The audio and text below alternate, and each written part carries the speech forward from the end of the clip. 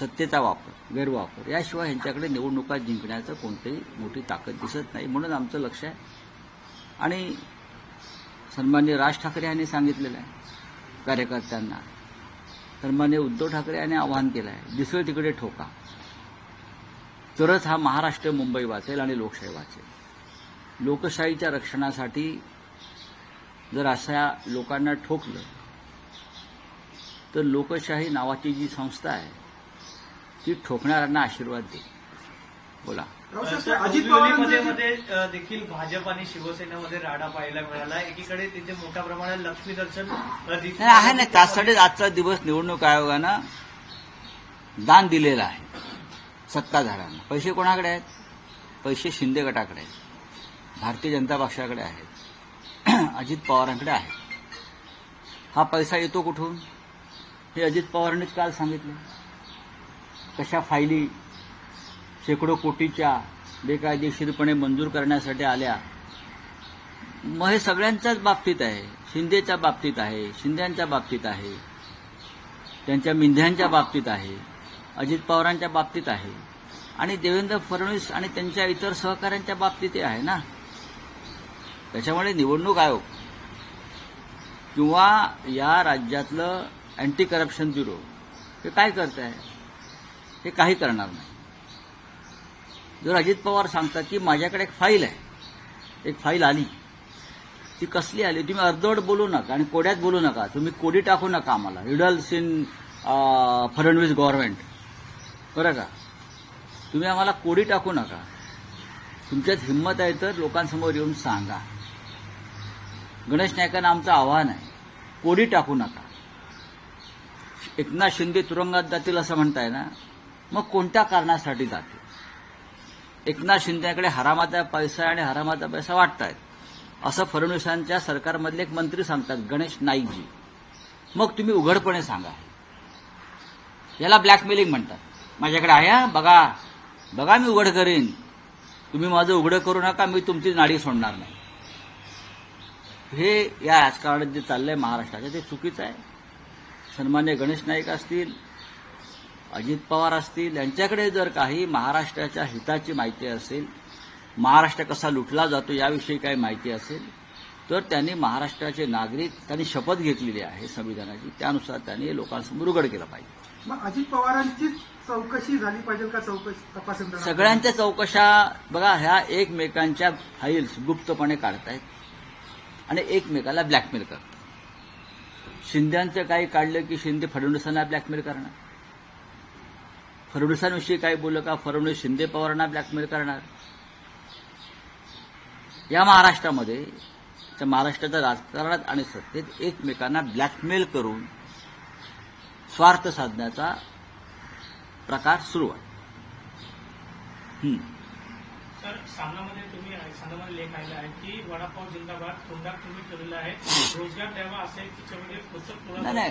कसं आहे की देवेंद्र फडणवीस जे आहेत त्यांना महाराष्ट्राचा इतिहास, महाराष्ट्राचा लढा, महाराष्ट्राचा संघर्ष, मराठी माणसाचा त्याग, हिंदू हृदय सम्राट शिवसेना प्रमुख बाळासाहेब ठाकरे यांनी मराठी माणसासाठी केलेलं जीवनभराची तपस्या याच्याविषयी फडणवीसांना माहीत असण्याचं कारण नाही.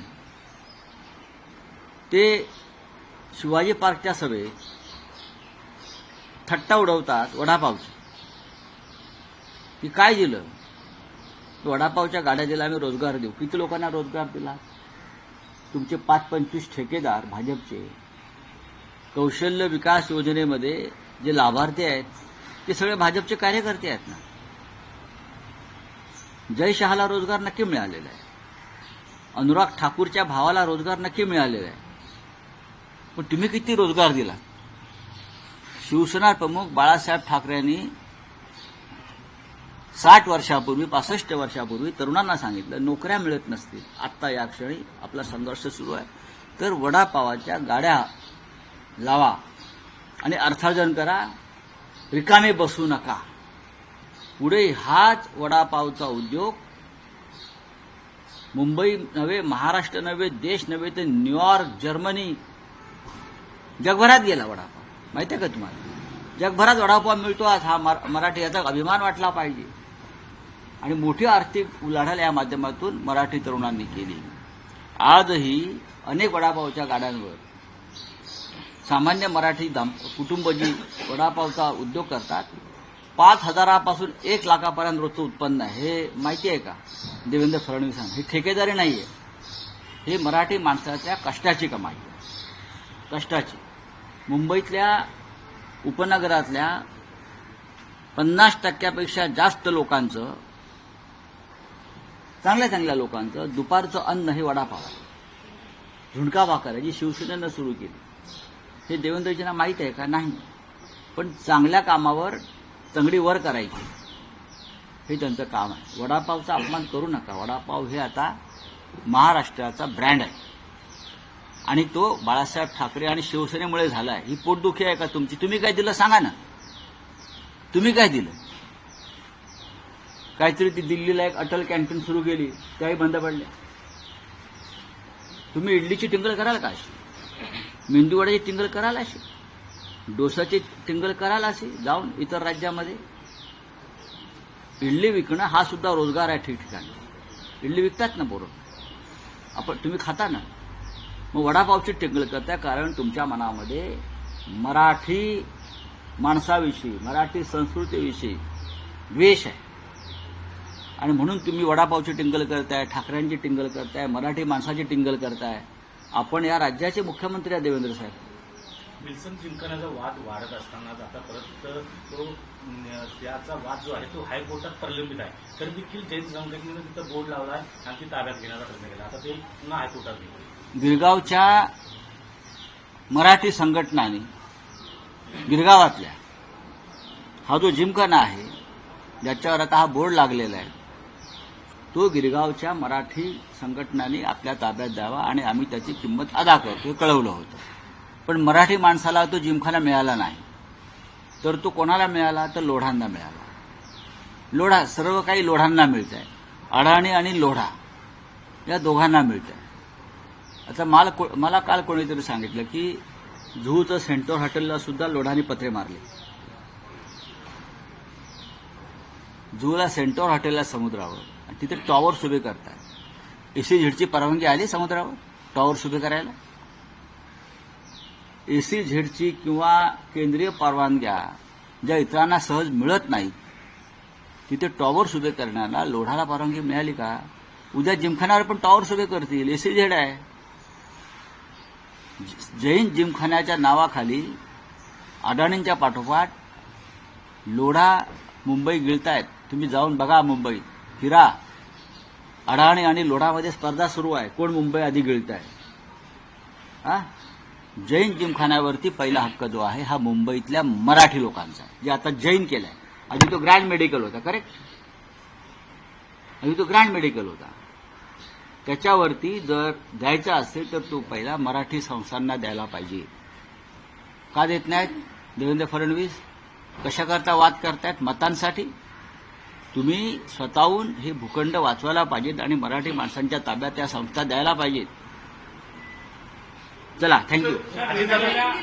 अडकलेल्या अनुभवात कृषी शेतकऱ्यांच्या मला माहिती नाही.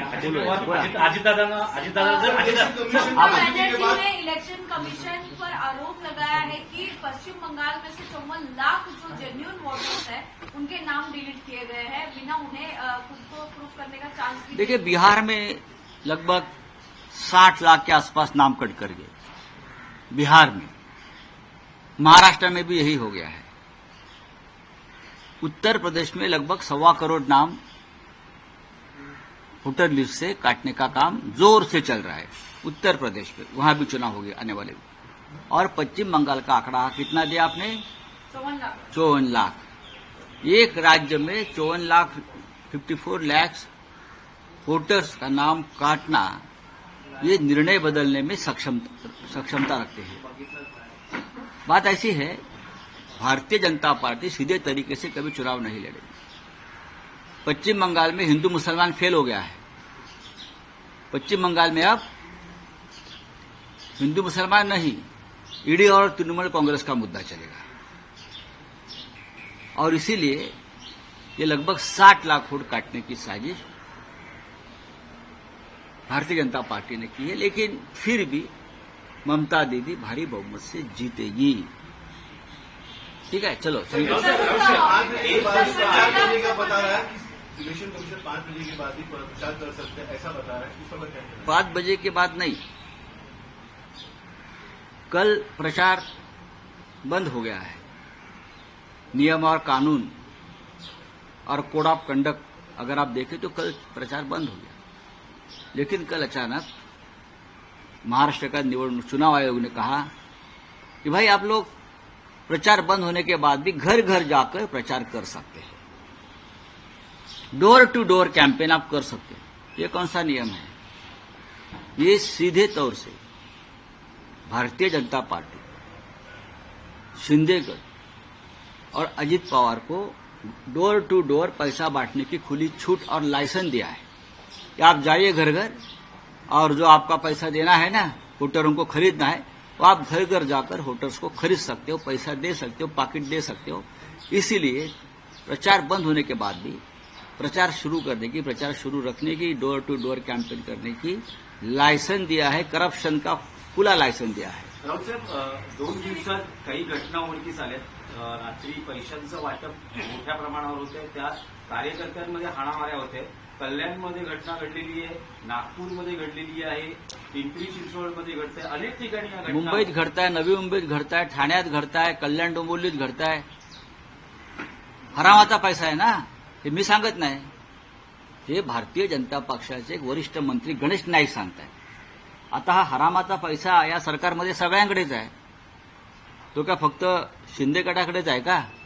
कारण सरकारच हरामातून निर्माण झालेलं आहे ना. हे का हरिश्चंद्राचे अवतार आहेत का? हरामखोरच आहे ते. तर हा हरामाचा पैसा वाटला जातो. आता मराठी जनतेनं हा हरामाचा पैसा स्वीकारायचा का? मराठी माणसाचा अंतरात्मा जागा आहे यावेळेला, आणि म्हणून हे राडेबाजी होते. राऊत साहेब, मतदानाच्या पूर्वदिनी ठाकरे बंधू आणि फॅमिली मुंबादेवीच्या दर्शनाला आज माननीय उद्धव ठाकरे आणि राज ठाकरे सहकुटुंब मुंबादेवीच्या दर्शनाला जात आहेत.